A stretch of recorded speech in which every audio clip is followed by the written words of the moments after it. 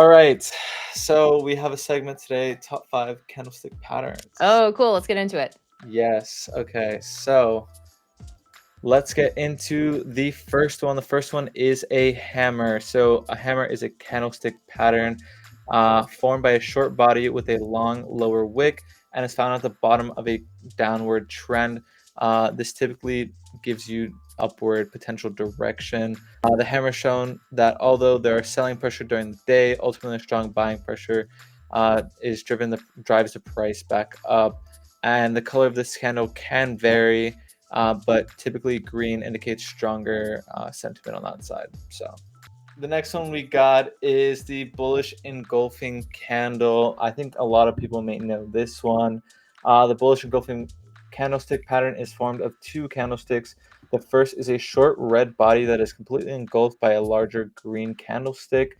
As you can see, the green candlestick is engulfing, and that is a bullish signal. Though the second day opens lower than the first, the bullish market pushes the price up, culminating in an obvious win for buyers and kind of continued direction.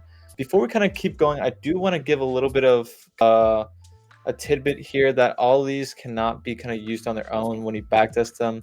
A lot of this is like kind of skewed maybe to the upside, like D5% win rates after I backtested a couple of these.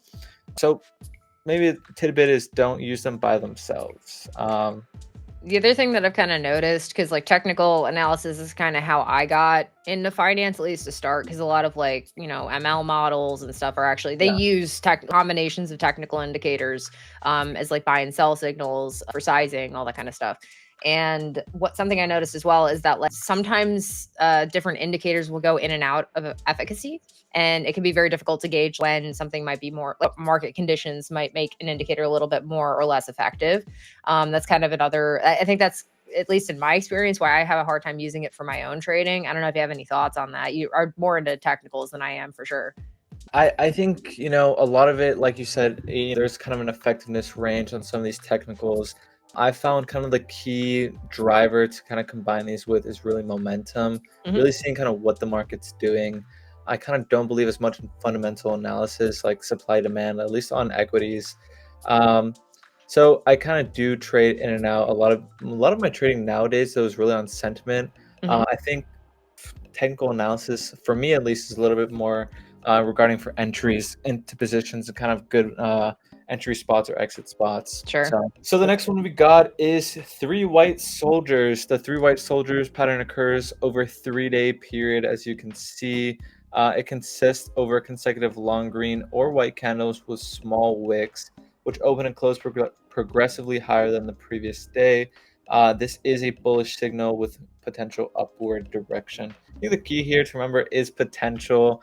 There is no yes or no. This is the market. Markets are random variables. So markets are going to be marketing, and then market efficiency and your beliefs on it also 100% come into play with this kind of stuff. It depends on how much information you think is enveloped by the price's current price or the stock's current price, and whether or not there is kind of some predictive power in price signals, which like I'm kind of on the fence about, because I think there's certainly some price signals that are, I'd say, predictive, like a squeeze, for example. That's a little bit easier to identify compared to some other maybe more subtle signals.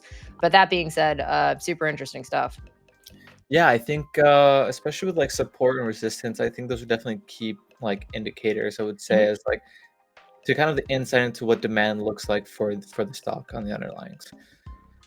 All right, so we have the last two will be bearish signals. Since I didn't want to give all bull signals, I want to kind of put it up here. Johnny Senior literally asked, "Is anything not bullish?" So there. Yeah, we got two of them. So we got the hanging man is a bearish signal. The hanging man is a bearish equivalent of a hammer, so kind of similar there. It has the same shape but forms at the end of an uptrend. It indicates that there was a significant sell-off during the day, but that buyers were able to push the price up again, and this leads to a potential downturn on that side. So hanging man, that's a little morbid, isn't it? Yeah, this one is three black crows, which I don't know if that's also a little morbid. It is a little morbid, isn't it? But so the three black crows is kind of the opposite of the three white soldiers, comprised of three consecutive long red candles with short or non-existent wicks on them. Each session opens at a similar price to the previous day, but selling pressure continues to push it down. And this is a bearish signal. So hopefully you guys can take this into account into your trading and see what happens. Cool. Thank you so much for putting that together. Super cool.